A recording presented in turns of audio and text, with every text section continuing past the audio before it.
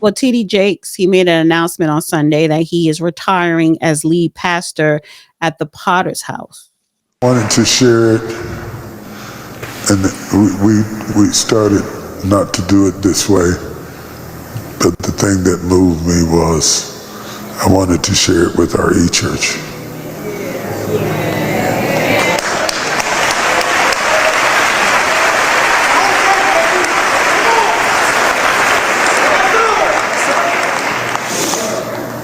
Well, I guess we ought to go home.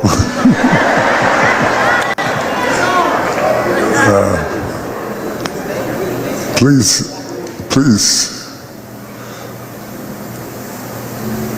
be good to our people.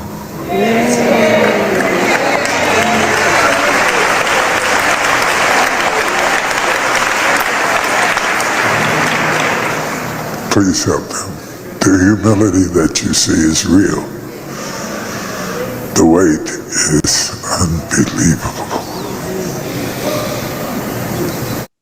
I think he had a stroke. Remember, he got sick and passed out in his church. Froze. Huh? He froze. He froze, and then he almost fell. But I think maybe it was a mini stroke because he don't even sound like himself. So he's stepping down. I don't even know what he was talking about, but that last part when he was like, the pressure is heavy. I don't know. They say the devil will sometimes pay his chosen ones a visit. Maybe that happened.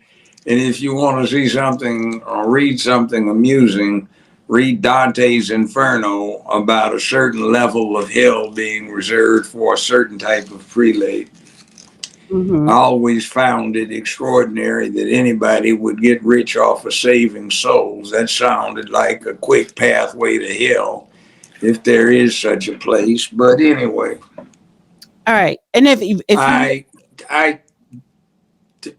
there's a local yokel around here that tries to alternate between imitating him, Martin Luther King, and Malcolm X when he talks, and he's lacking. But anyway, I always marveled when he would have those things where he'd have, the $1,000 line, the $500 line, the $100 line, and the $5,000 line, and a bunch of fools thinking they're going to hell and going to save themselves with a bribe or lining up to pay off or to get social glory.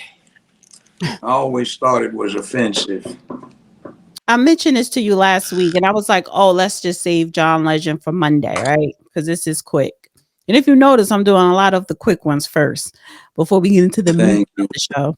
The ones I'm not interested in. Anyway. Well, yeah, but the audience is a lot of people out there.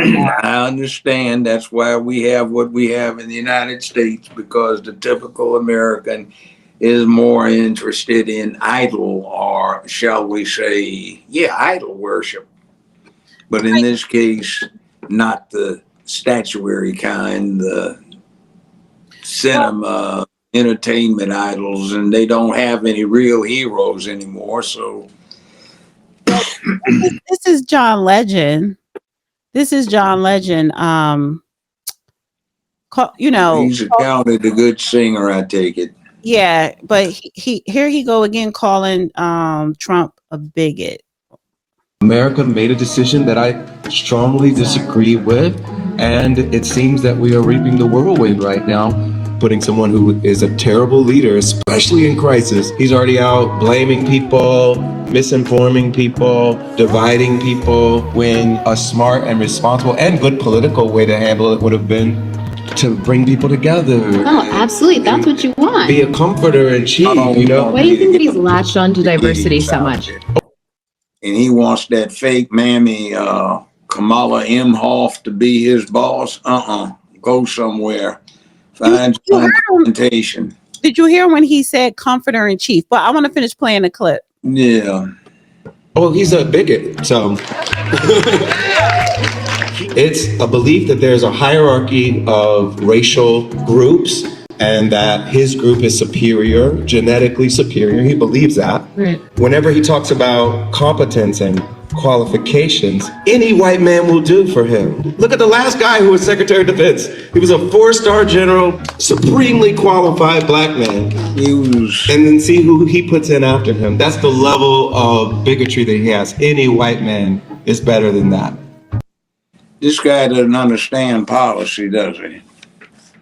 So where does he get off being an expert on the subject he's commenting on? Well, he wants a comforter in chief. Did you hear him when he said? I heard that. That shows you how silly the whole thing is. And I was talking about this, have been for months. The United States, especially its black component, has no heroes these days. The ones that they make into heroes are effectively those who entertain it and detract from its focus on what needs to be in the forefront of things. So, yeah, what do you expect? This is what I'm saying. Instead of having somebody who is knowledgeable be the commentator, you get this. So he's a singer. So what does he sing? Yes. Love ballads, love songs. Like? You want me to sing it to you? No, just tell me one. I can't think of the names. When I hear it, I know it's popular. You want me to Google a song? No, I don't care. Yeah. That's just the point.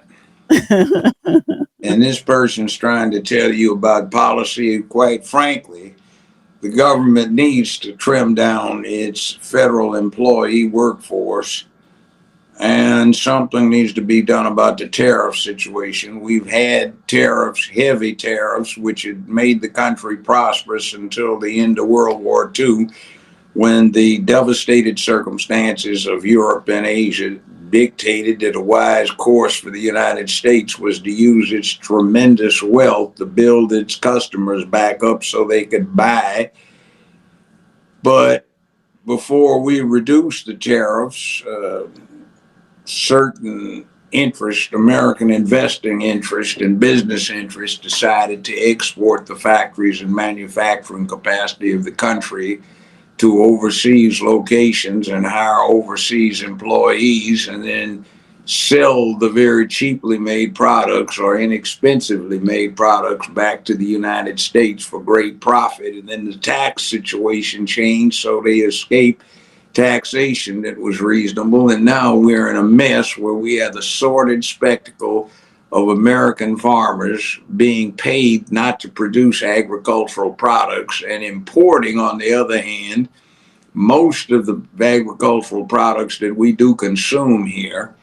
And the rest of the world is needful, but we can't sell it to anybody because we subsidize our agricultural industry to not grow so it can stay in existence, but not cause difficulties. That is the dumbest thing I've ever heard of in my life. And they ought to impose heavy tariffs on a whole lot of things to promote American industry, to make it ill-advised and unprofitable to transport your manufacturing capacity abroad instead of making it right here, employing American citizens, which gives them more money to spend, broadens our tax base, and makes everything better. No, we export everything overseas, and then taking advantage of low labor costs, manufacturing costs, et cetera, our smart boy entrepreneurs make a fortune by selling it back into the United States where there are no tariffs. Really absurd. And then they escape taxation if they operate through affiliated corporations located overseas and never transfer the money back to U.S. interests. So, it's a scam. Mm-hmm. It was a loophole that has been ably exploited by some, and it needs to be closed. Mm-hmm. Well, but that's too much like right. And the propaganda engine has been in overdrive trying to convince the American public that they're being shafted.